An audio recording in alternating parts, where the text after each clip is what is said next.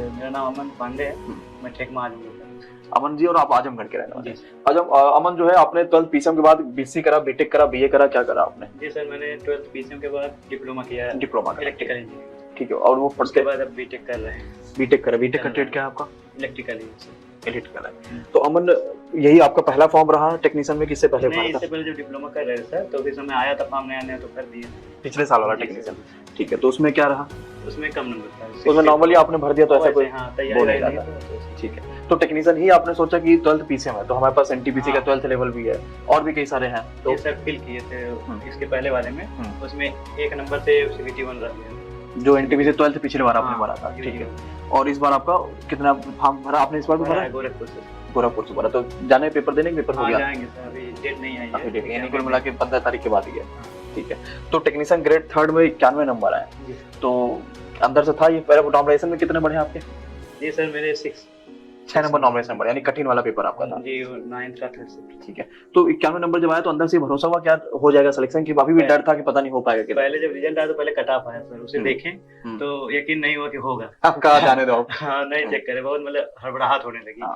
तो फिर मैंने एडमिट कार्ड खोल के रोल नंबर पे उसमें सर्च किया, तो मिल गया, तो बहुत नाम मिल गया उसमें। अच्छे से। तो फिर बहुत कैसे बताया घर पे इस चीज को लेके, या किसी को बताया घर में अभी आपने? जी, सबसे पहले अपने फोन किया, फिर मेरी बहन उठाई, उनको सबसे पहले बताया, तो लाइब्रेरी गई। बड़ी बहन है आपकी? हाँ, नहीं मुझसे छोटी। छोटी।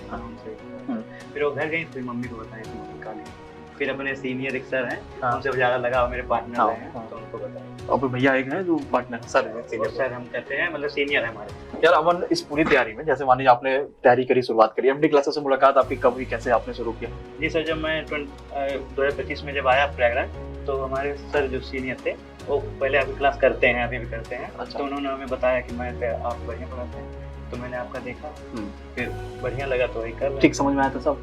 जी सर जी। तो ऐसा तो नहीं कि उनके सर ने कहा कि पढ़ो वहीं से तो वहीं से पढ़ना?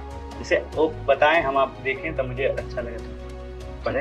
उसका फायदा आपको मिला परीक्षाओं में बाकी वहाँ से? बिल्कुल, तभी ना आज यहाँ पे हैं। ठीक है, तो अमन यार, जब मैथ्स वानी हो गया, साइंस और रीजनिंग कैसे किया आपने बेहतर? साइंस रीजनिंग तो आती ही हम समझ लीजिए, और वो देखने के लिए, स्पीड बढ़ाने के लिए वीडियो देखते थे सर। तो उसके बाद साइंस किताबों से ज्यादा पढ़ा। एनसीईआरटी आपने भी ज्यादा फोकस किया? जी। आपके सब्जेक्ट वाइज कितने कितने नंबर हैं मैथ्स में, रीजनिंग में, साइंस में? सर उस मैथ में 22.04 है समथिंग। अच्छा। और उसमें रीजनिंग में 25 में 25 है। रीजनिंग में पूरे 25 में? ठीक है। और उसमें 30.78 साइंस में। ठीक है। और 6.78 जीएस।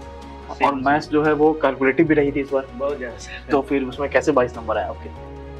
लगाया सर, आ गया, समझ में आ रहा तो लगाते, लेकिन उसमें टाइम टेकिंग बहुत टाइम, हाँ बिल्कुल टाइम वहाँ लग रहा था। और उसमें जिस प्रकार से आप लगाएंगे उस हिसाब से नंबर बढ़ते जाएंगे। शुभम, अब अमन जो है, अब वो सारे बच्चे जैसे जो इस बार का फॉर्म भरेंगे, 30 जून को फिर से नई वैकेंसी आ रही है, पिछले बार से ज्यादा पद है, तो खास करके 12th पीसीएम वाला बच्चा, उसको लिए क्या सुझाव देना चाहते हैं? 12th पीसीएम की हो तो एक तो डर होगा कि पता नहीं हो पाएगा कि नहीं हो पाएगा, लेकिन फिर भी उनके लिए क्या सुझाव देना चाहते हैं? यार बिगिनर है तो कैसे शुरू करे वो? फर्स्टली सर वो अपना सिलेबस कंप्लीट करे, फिर उसके बाद मार्क टेस्ट लगाए ज्यादा से ज्यादा, तो सही है। और किताबें जरूर पढ़ें, किताब बहुत जरूरी है। मतलब अपना सिलेबस को पहले खत्म कर ले, और साइंस के लिए एनसीईआरटी किताब को ही फॉलो करे जितना बेहतर हो सके, जितना अधिक से अधिक किताबें पढ़ें। आप मॉक टेस्ट कितना लगाते थे पेपर के अंतिम समय में?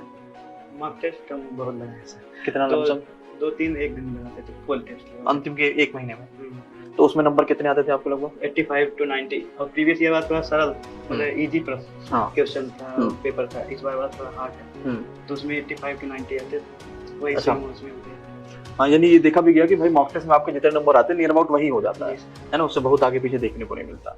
अमन, और भी कोई बातें जो आप कहना चाहते हैं, जो बताना चाहते हैं? क्योंकि जब हम कोई तैयारी कर रहे होते हैं तो हमें कई बार ऐसा लगता है कि यार चलो ठीक है चल रहा है, लेकिन वाकई में संघर्ष होता है वो हमारे लिए।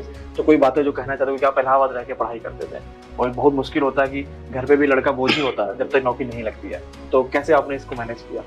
बस सर संयम रखें और प्रयास करें, पढ़ें, किताबें पढ़ें, मार्क टेस्ट लगाएं, तो बेहतर। बिल्कुल। तो ये रही अमन की पूरी जर्नी। अमन से आपने जाना कि यार किस प्रकार से तैयारी करें, खास करके 12th पीसीएम वाले सभी साथी, और भी आपको कई सारे ऐसे इंटरव्यू जो है वो देखने को बच्चों मिलते रहेंगे। धन्यवाद, शुक्रिया।